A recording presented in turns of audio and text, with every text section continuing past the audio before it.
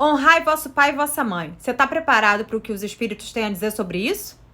No Evangelho segundo o Espiritismo, ele vai tratar desse tema com o título de piedade filial.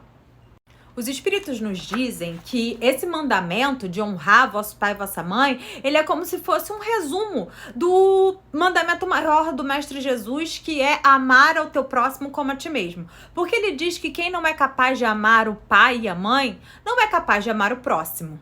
Os espíritos chamam atenção ainda para o termo honrai, porque eles querem que a gente preste atenção que o honrai traz em si uma ideia de dever, que ele chama de piedade filial. E ele vai explicar o porquê.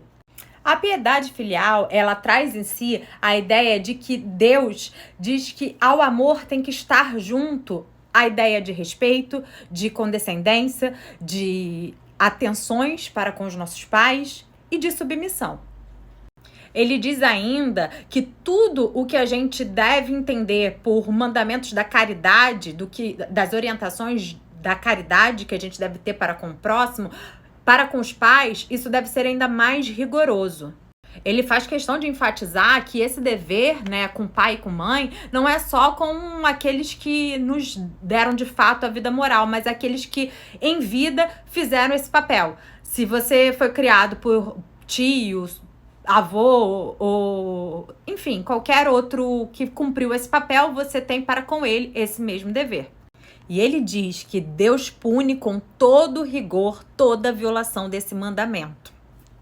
Essa parte eu vou ler aqui para vocês porque eu acho um primor.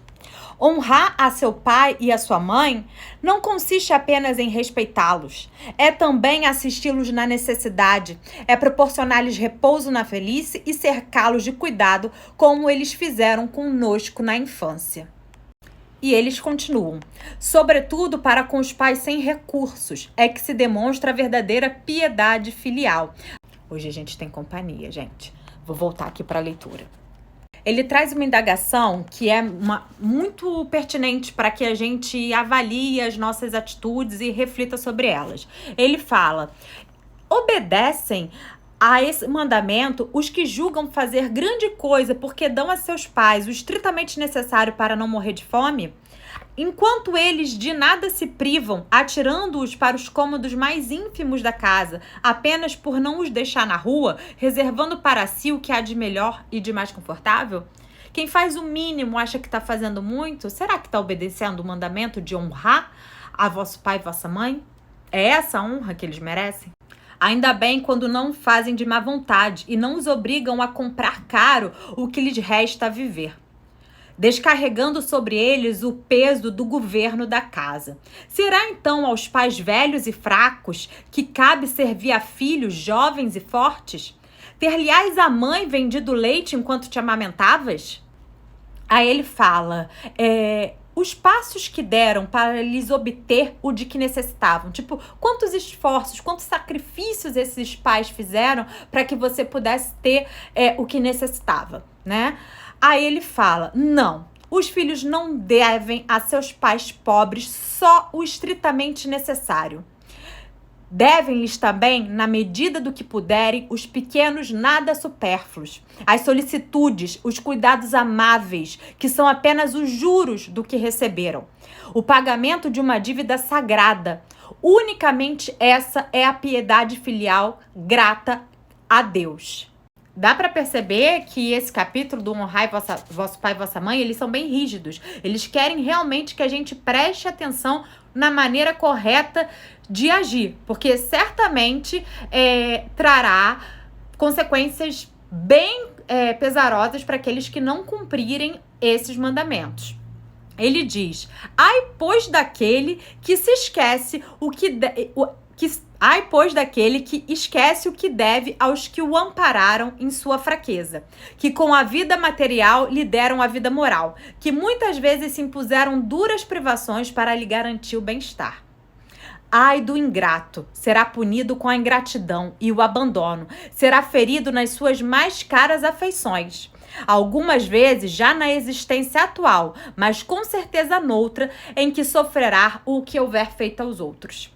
Perceberam o quanto que eles são enfáticos nesse sentido?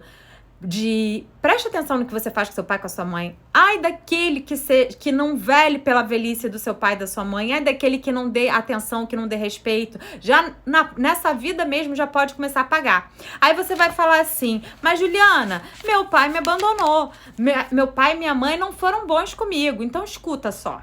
É claro que nem todos conseguem cumprir, né? Nem todos os pais conseguem cumprir com as suas obrigações e com a missão que eles asseguraram diante de Deus que fariam, né? Muitos pais e muitas mães abandonam seus filhos. O meu pai biológico, por exemplo, abandonou, declinou da sua obrigação.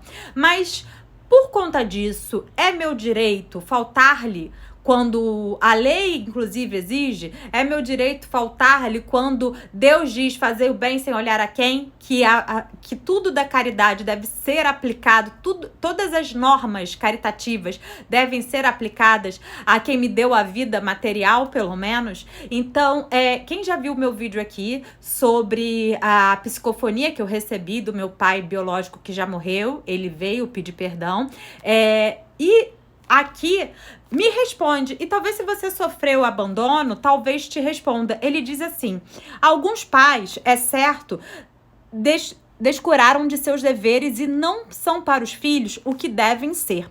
Mas Deus é quem compete puni-los e não a seus filhos. Não compete a estes censurá-los, porque talvez haja merecido que aqueles fossem quais se mostram.